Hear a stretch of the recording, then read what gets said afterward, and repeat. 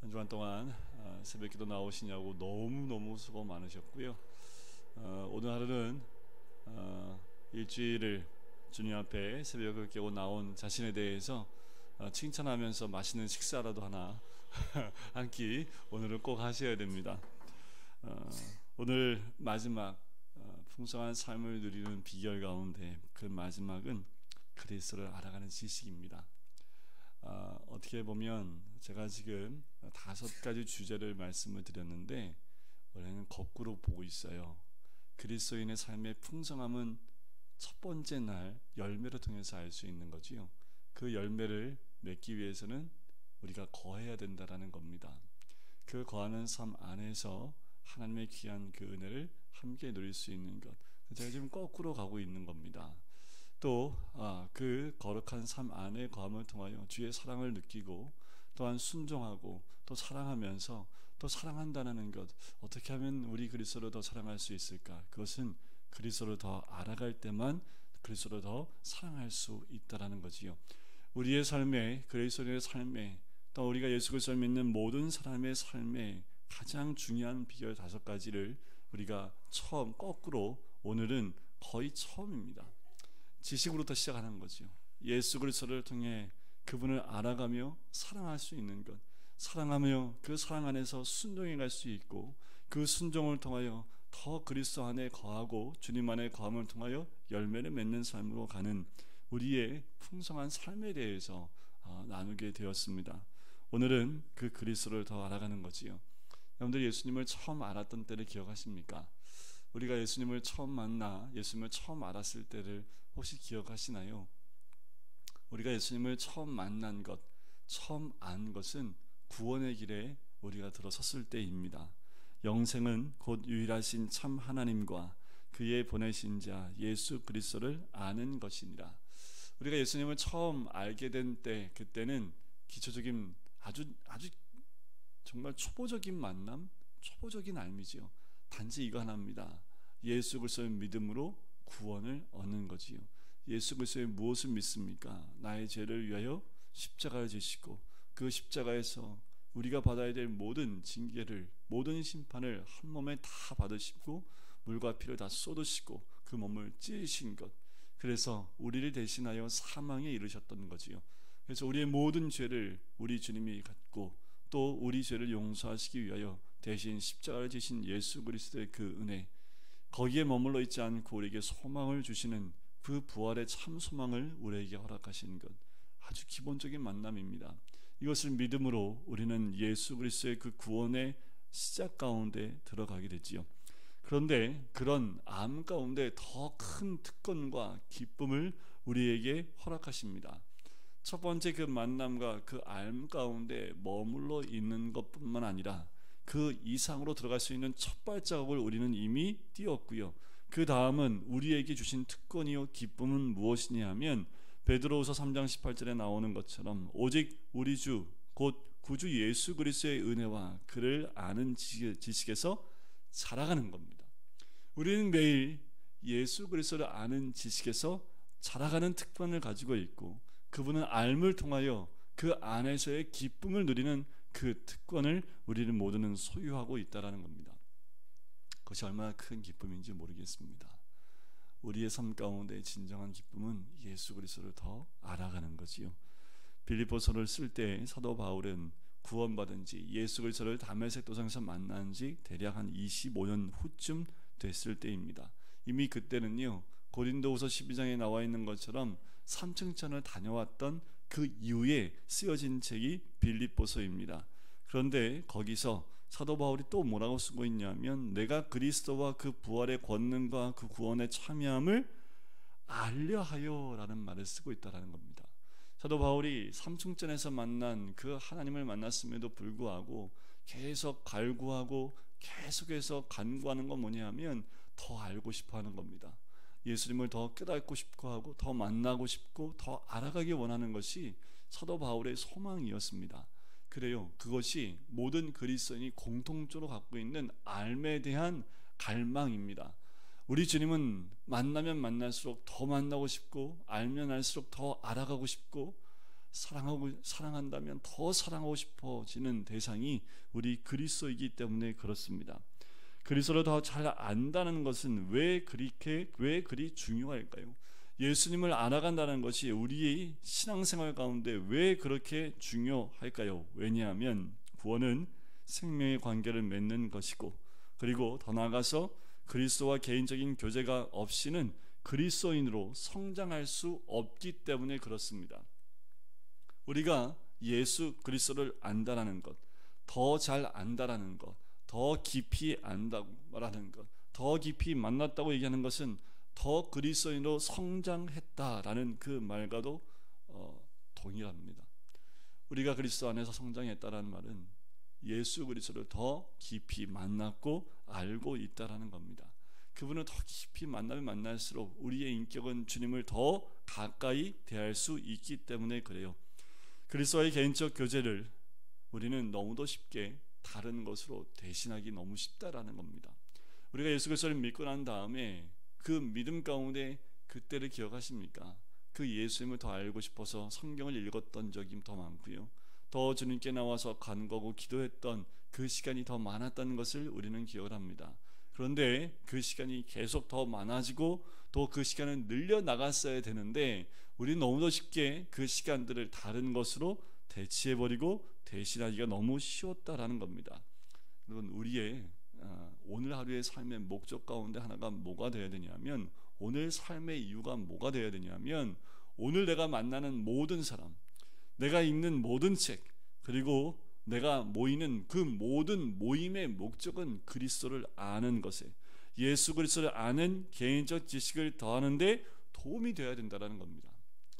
하루하루 살면서 매일 반복되는 그 만남들이 그냥 의미 없이 지나가는 것이 아니라 그 만남 안에서 그리스도를 만날 수 있어야 되고, 우리가 읽는 책 가운데서 그리스도를 알아갈 수 있는 그 책이 돼야 된다라는 거지요. 우리가 그리스도를 더 알면 알수록 우리는 더 성장하고 성숙되어가는 그리스도인의 삶을 영위할 수 있기 때문에 그렇습니다. 오늘도 우리 안에 그런 욕망이 있어야 돼요. 예수 그리스도를 알고 싶다라는, 예수 그리스도를 더 깊이 만나고 싶다라는 그 마음이 더 깊이 있어야 된다라는 거지요. 산에 오르시는 분들을 보면 올라갈 때는 힘든데 산에 올라가서 만나는 자연 환경을 보면서 더 좋은 산, 더 멋있는 산을 더 추구하게 되고 만나고 싶고 가보고 싶은 마음이 생기는 거지요. 그리스도를 아는 것도 마찬가지지 않을까 하는 생각이 들어요. 우리 안에 자연스러운 우리 마음 가운데 일어나는 마음이 그런 마음이 되어야 되지 않을까 하는 생각이 듭니다. 왜 더 잘 알아야 됩니까? 알아갈수록 닮아간다라고 하지요. 우리가 부부가 처음 부부의 연을 맺었을 때, 10년 지났을 때, 20년 지났을 때, 30년 지나고 보면 어느 순간인가 닮아가 있는 그 모습을 보게 됩니다. 부부가 아닌 것 같은 모습이 아니라 떨어져 있어도 그 두 사람이 부부라는 것을 느낄 수 있는 그 무엇인가의 그 흐르는 것들이 있지요. 왜 그럴까요? 그것은 부부끼리 알 수 있는 그 알미 있기 때문에 그렇습니다. 그렇게 시간이 오래 지나면서 서로 닮아가는 것과 마찬가지지요. 우리가 예수님을 만난 지 10년 되셨어요? 20년 되셨어요? 30년 되셨습니까? 40년 되셨습니까? 그 시간이 오래 지날수록 우리는 더 예수님을 닮아 있어야 되는 것이 정상이라는 겁니다. 그만큼 우리가 아는 만큼 예수님을 닮아가는 것과 마찬가지입니다. 예를 들어 볼까요? 모세가 하나님을 만나고 다시 시내산에서 내려왔을 때 모세에게 나타난 증상이 뭐였습니까? 사람들이 얼굴을 수건으로 덮어버렸어요. 왜 얼굴에 수건을 덮어버렸을까요? 음매 눈부셔. 모세가 내려왔는데 막 얼굴 가죽에서 막 빛이 나는 거예요. 그러니까 여러분들 뭐 화이트닝 할 필요 없어요. 화이팅 할 필요 없고 뭐 이렇게 돈 막 들여갖고 뭐 할 필요가 없어요. 뭐 하기만 하면 돼요? 하나님 만나면 돼요. 하나님 만나면 이 꺼죽에서 빛이 난다니까요. 그러니까 사람들이 엄매 눈부시 와서 못 보는 거지요. 모세가 그랬습니다. 시내산에서 하나님 만나 뵙고 내려왔더니 자신은 몰랐는데 사람들이 모세를 보면서 그 빛이 나는 것이 오히려 두려워서 그 얼굴을 가리웠던 거지요. 마찬가지로 우리 속에 그리스도가 거하고 계시고 그분과 교제하고 있다면 우리에게도 무슨 빛이 나야 됩니까? 그리스도의 영광의 빛이 우리를 통해서 드러나야 된다라는 겁니다. 여러분, 이 시대가 변화되지 못하는 것은 우리를 통하여 그리스도의 영광이 빛나지 못하기 때문 아닙니까? 우리 한 사람 한 사람이 그리스도의 영광의 빛을 드러낼 수 있다면 사람들이 우리를 두려워할 수밖에 없지요. 더 나아가 두려워한다는 것은 경외하는 겁니다. 우리를요? 아니요. 우리에게 드러난 그리스도를 경외할 수밖에 없는 거지요. 우리 삶에 있어서 하나님의 목적은 단 한 가지입니다. 로마서 8장 29절에 나와 있는 것처럼 그 아들의 형상을 본받게 하는 것입니다. 우리를 통해서 그리스도의 영광이 드러나는 것은 우리가 그리스도를 본받는 자 되었기 때문에 그래요. 지금 이 순간에도 닮아가는 것을 시작할 수 있습니다. 거듭 말하지만 그리스도를 더욱더 잘 알수록 우리는 그분을 닮아갈 수 있는 거지요. 예수 그리스도를 배워감은 하나님이 자신의 영광을 향해 당신 속에 주신 모든 것을 발현하도록 하게 합니다. 그리스도를 닮아갈 뿐만 아니라 그리스도를 닮아간다라는 것은 우리의 자를 다시 찾는 건데, 그것이 무엇이냐면 우리를 향한 하나님의 목적을 성취해 간다라는 겁니다. 우리를 통해서 그리스도의 형상을, 그리스도를 닮아간다는 것은 우리 각 개인을 통해서 하나님이 주신 그 비전들, 그 목적을 성취해 가는 거지요. 12제자는 서로 달랐지만 그들 모두는 하나님의 뜻을 성취하는 사람들이 되었습니다. 이 땅에 우리는 다 달라요.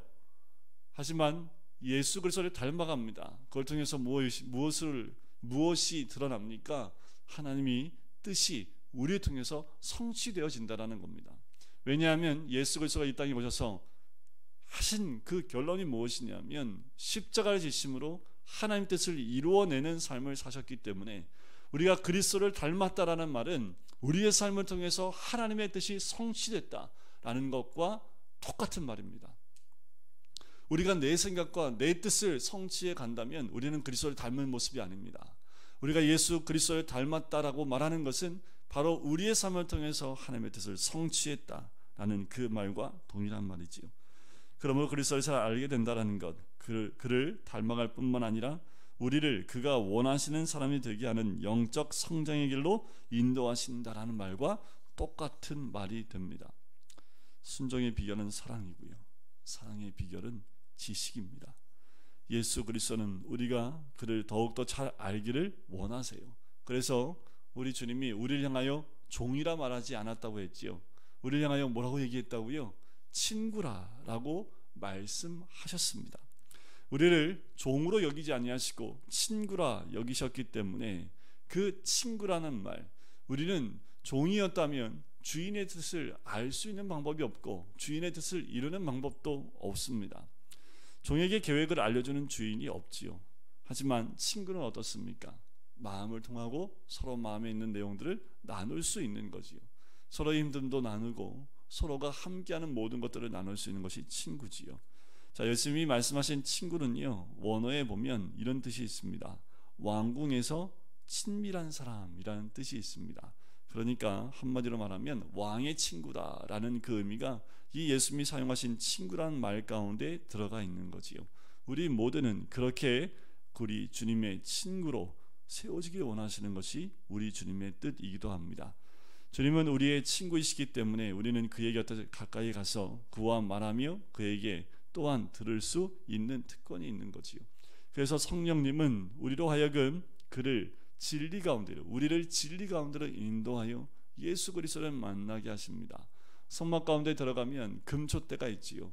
성령의 조명하심을 통하여 말씀을 볼 수 있도록 우리의 눈을 열어주시는 분이 바로 성령님이십니다. 말씀을 펴서 보세요. 한 절 한 절 그리스도를 만날 수 없는 한 절 한 절이 없습니다. 모든 절 가운데 그리스도를 만날 수 있는 모든 말씀이라는 거예요. 누가복음 24장 27절에 보면 이에 모세와 및 모든 선지자의 글로 시작하여 모든 성경에 쓴 바 자기에 관한 것을 자세히 설명하니라. 이것은 다음에 이 엠마오로 내려가는 두 제자에게 그 마음의 문을 열어 예수 그리스도, 바로 말씀 안에서 이야기하고 있는 그리스도에 대한 모든 것을 설명했다라는 그 내용입니다. 그래요, 성경에 있는 모든 말씀들은 바로 예수님에 대한 이야기입니다. 복음서는 이 땅에서 일하시는 주님의 모습이지요. 사도행전은 교회를 통해서 일하시는 모습입니다. 서신서는요, 그리스도의 인격과 사역 속에 담겨있는 영적인 진리들이 담겨져 있고요. 계시록은요, 예수님을 속죄의 양, 심판자, 왕 중의 왕으로 표현하고 있다는 겁니다. 성경을 한마디로 얘기하면 예수 그리스도이지요. 우리가 그 안에서 주님을 알아가는 것, 또 예수님을 닮아가는 것, 그것은 성령을 통하여 그 모든 말씀 속에서 예수 그리스도를 알아가는 것입니다. 우리들 안에 있는 교제, 바로 우리들 안에서 그 믿음의 교제들은 그 그리스도를 닮아가고 알아가는 것 가운데 있는 겁니다. 왜냐하면 두세 사람이 내 이름으로 모인 곳에 내가 너희와 함께 하겠다라고 말씀하기 때문에 그래요. 우리 말씀을 한 구절 찾아봤으면 좋겠는데요, 로마서 12장 1절과 2절입니다. 우리 다 알고 있는 말씀이지만 한번 펴서 보도록 할까요? 우리 예수 그리스도를 말씀을 통하여 알아가는 방법의 그 비결이 그 12장 1절, 2절, 2절 말씀에 기록되어져 있습니다. 로마서 12장 1절과 2절을 한번 볼까요? 우리 같이 한번 읽어보겠습니다. 신약성경 로마서 12장 1절과 2절입니다. 같이 읽겠습니다. 그러므로 형제들아, 내가 하나님의 모든 자비하심으로 너희를 권하노니 너희 몸을 하나님이 기뻐하시는 거룩한 산 제물로 드리라. 이는 너희가 드릴 영적 예배니라.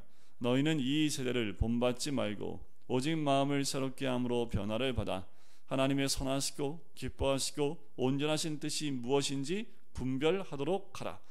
자, 이 말씀 안에 우리가 말씀 안에서 어떻게 예수 그리스도를 더 깊이 만날 수 있는지 그 자세와 그 모습이 잘 나타나 있습니다. 첫 번째는 우리의 몸을 드리라는 겁니다.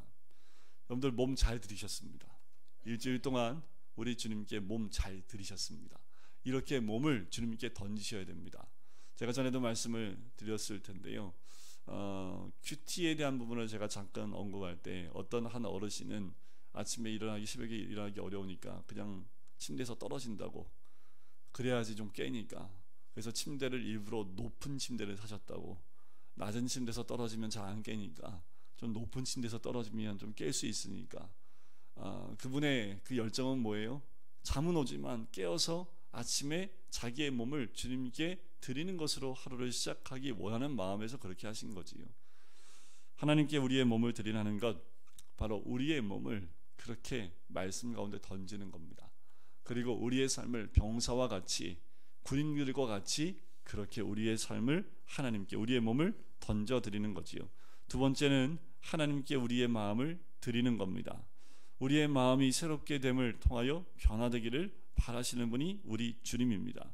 바로 묵상은 우리의 마음과 정신에 미치는 그 영향, 그것을 우리에게 보여주는데, 바로 소화작용이 신체에 미치는 영향과 똑같아요.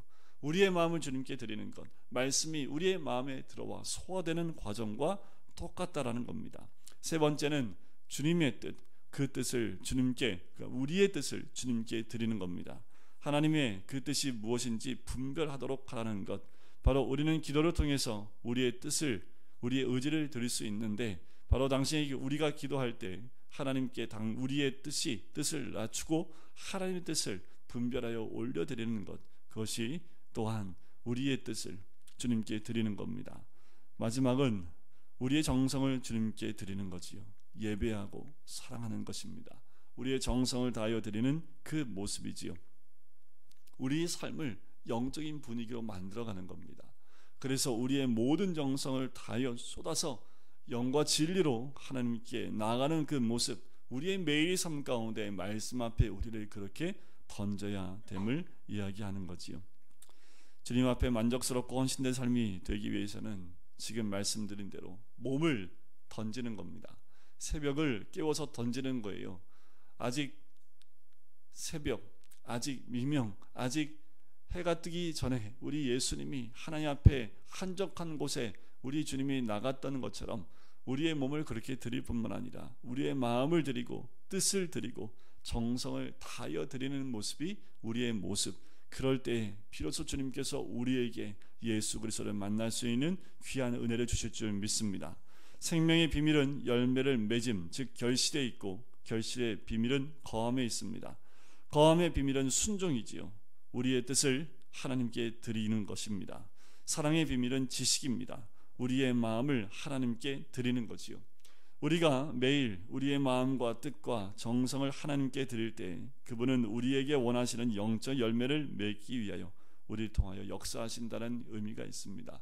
여러분, 우리 삶 가운데 하나님의 역사가 매일매일 주렁주렁 매어 달려야지요. 그것이 우리 그리스도인의 삶이 되어야 됩니다. 매일매일의 삶 가운데 주님의 열매를 보면서 내 삶 가운데 주님이 이렇게 역사하시는구나 라는 것을 우리가 경험하고 날마다 주님 안에서 그 소망과 기쁨들을 누려나가는 삶이 우리의 삶이 되어야 될 줄 믿습니다. 그것이 바로 그리스도의 삶의 5가지 비결이고 비밀입니다.